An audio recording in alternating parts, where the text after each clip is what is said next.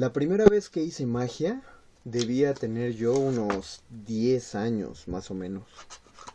No digo que desde ese momento yo haga magia, porque sería una mentirota. Por muchos años solo supe hacer dos cosas y nunca practiqué ni aprendí nada nuevo.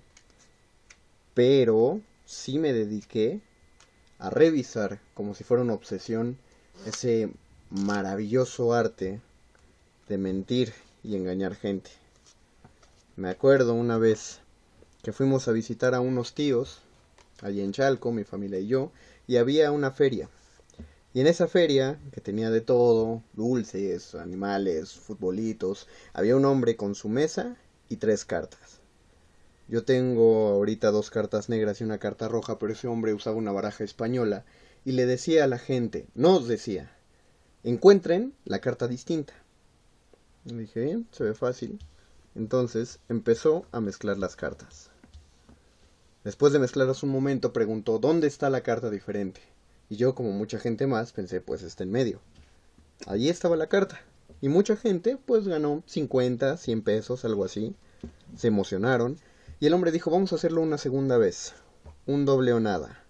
De nuevo, ¿dónde está la carta distinta? Yo puse más atención y volví a ver cómo lanzaba las cartas. Al final vuelve a preguntar, ¿dónde quedó la carta distinta? Y ahora pensé, está en la orilla de la izquierda. Esta es mi derecha, pero si tú estás viendo el video, esta es tu izquierda. Y entonces el hombre volteó la carta. Y yo y mucha gente más habíamos acertado y empezaron a recoger dinero, pero yo veía billetes enormes de 200 pesos, de 500 que se estaban recogiendo. Entonces pensé, yo podría ganar dinero. Yo estoy viendo dónde está la carta. Así que fui a donde estaban mis tíos y mis papás y le dije a mi papá que me diera dinero para poder apostar con ese hombre, pero él categóricamente me dijo que no. Entonces yo lo jalé para que viera cómo yo era capaz de encontrar la carta y él fue conmigo, un poco preocupado. Después me enteraría por qué. Volvimos a ver al hombre y volvió a mostrarnos las cartas iguales y la carta distinta. Ahora era un triple o nada y empezó el juego otra vez. Y revolvió y al final preguntó una vez más, ¿dónde está la carta? Y yo y mucha gente más dijimos en medio. Le dije a mi padre, vas a ver cómo la carta está en medio justo cuando volteaba la carta. Y no era. La gente había perdido su dinero y yo la credibilidad con mi padre.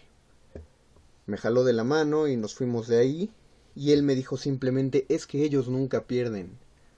Ellos saben su juego. Viven de esto. ¿Cómo? ¿Cómo nunca podían perder si yo lo vi perder 2 veces? Eso era parte del engaño. La primera vez te mostraban que la carta que se lanzaba era justamente la carta roja, para que tú la pudieras seguir, o la carta distinta, perdón. Pero había un simple movimiento de manos que te hacía pensar que esa era la carta distinta, la que tenías que seguir. Es esto. En lugar de aventar la carta que al principio habías mostrado que aventabas, lanzas otra. Y ya. Un movimiento de manos tan sencillo. ¿Cómo pude haber sido engañado por él? De verdad, me quedé pensando no solo en cómo había sido engañado yo, sino cómo había sido engañada toda la gente que había visto ese juego en la feria. Creo que eso es lo que me llamó la atención de ser mago, esa posibilidad de decirle una mentira a mucha gente y que toda esa gente se la crea. Entonces dije, un juego similar debería ser yo. Y sí, de hecho lo tengo. Después de que pasara todo ese tiempo y de que yo ya había hecho mis pequeños juegos con las mentiras y que yo aprendiera cómo funcionaba este mundo, aprendí más o menos a hacer una especie de timo similar. ¿Y frente a quién creen que lo estrené?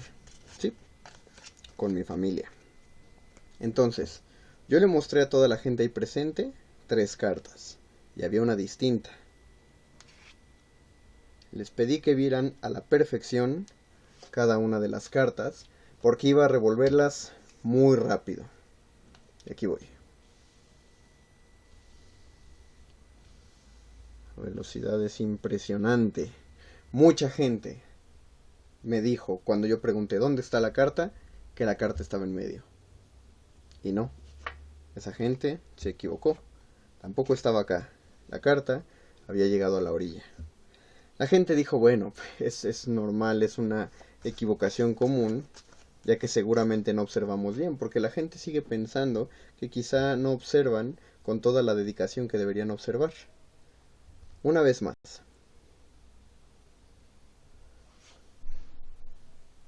Un pequeño engaño.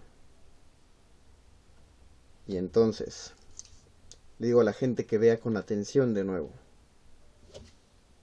¿Dónde está la carta? Muchos pensarán que está aquí, pero la lógica de estar viendo un truco de magia les hace pensar que la carta debe estar acá. Pero ambos que piensan eso ya perdieron desde el principio porque no están viendo. Están viendo y no ven, diríamos en mi país. Una vez más. La última vez que presenté este juego de manera más justa, estaba yo con mi familia de nuevo, estaba con mis tíos, y ahí estaba mi padre. Entonces les dije que para hacerlo más justo, quitaría una de las cartas.